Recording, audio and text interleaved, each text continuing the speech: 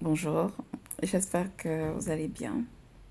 Je vous fais regarder rapidement cette vidéo et puis on en parle. Vous risquez 1 an de prison ferme si vous abandonnez votre femme enceinte pendant plus de 2 mois. L'article 603 de la loi numéro 2018-16 du 4 juin 2018 portant code pénal en République du Bénin protège spécifiquement la vulnérabilité de la femme enceinte face à la désertion de son conjoint. La loi dispose dans son deuxième point que le mari, qui sans motif valable, abandonne volontairement pendant plus de 2 mois sa femme, la sachant enceinte, se rend coupable d'un délit pénal. Le législateur a introduit cette disposition pour faire face à la précarisation des futures mères et pour rappeler que la conception d'un enfant impose des devoirs immédiats de protection, d'assistance et de soutien financier. La fuite ou le désengagement affectif et matériel durant cette période critique n'est pas une simple rupture amoureuse, mais une infraction pénale caractérisée. Dans la pratique, la loi pose deux conditions cumulatives pour que le délit soit constitué.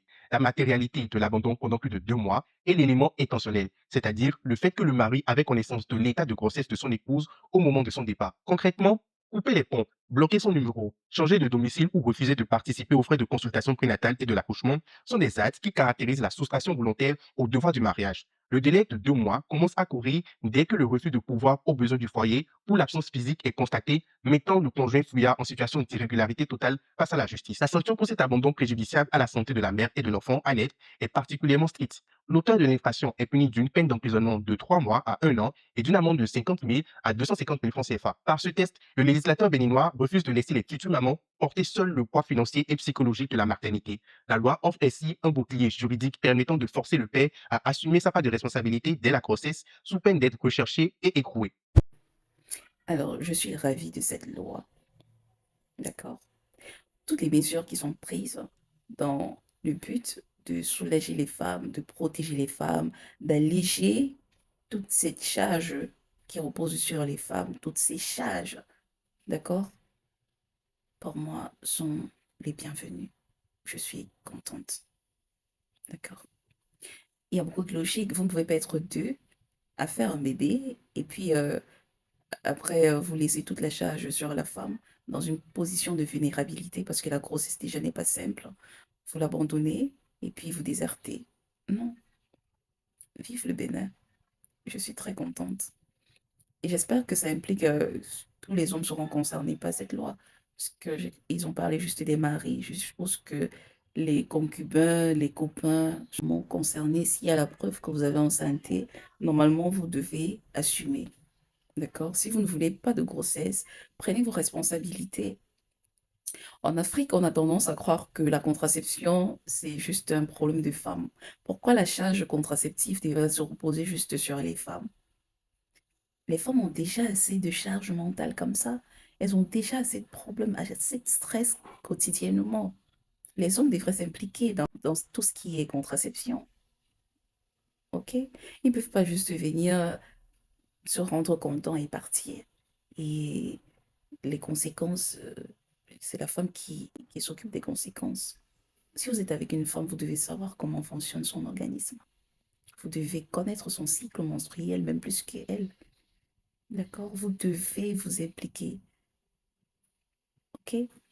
Quand on parle des méthodes de contraception, que ce soit les implants, les stérilets, les injections et autres, on ne pense qu'à la femme. Il y a de plus en plus des méthodes contraceptives masculines. Mhm. Si vous ne voulez pas adopter ces contraceptions masculines, eh bien, impliquez-vous davantage pour trouver la meilleure méthode de contraception pour le couple. Parce qu'il s'agit de la méthode contraceptive pour le couple, ce n'est pas juste pour la femme. Pourquoi ça devrait juste être son problème? Vous allez voir que le taux de mortalité maternelle va baisser. Parce que vous voyez à l'hôpital les femmes qui arrivent sans le sou, qui n'ont jamais suivi leur grossesse, qui arrivent à terme. Et tellement démunies, tu te demandes, mais comment elle est tombée enceinte? Est-ce qu'elle s'est fait ça toute seule? Il y a eu quelqu'un, mais pourquoi cette personne ne s'implique pas? Pourquoi ça ne le concerne pas? Désormais, si vous ne voulez pas de grossesse indésirée, vous savez que vous devez prendre des mesures pour qu'il n'y ait pas de grossesse. À l'hôpital, j'ai vu tellement de femmes qui galèrent à trouver une méthode, une bonne méthode de contraception pour elles. Et ce n'est pas, toutes ces méthodes ne sont pas sans risque. Parfois, il y a la prise de poids. Et quand elle prend le poids, c'est encore vous qui l'abandonnez pour partir voir ailleurs. Parfois, il y a des saignements et autres. OK? Mais il y a une autre femme, elle en avait marre et elle avait tout abandonné. Elle tombait enceinte à chaque fois et elle faisait des IVG. Elle avait fait des dizaines d'IVG.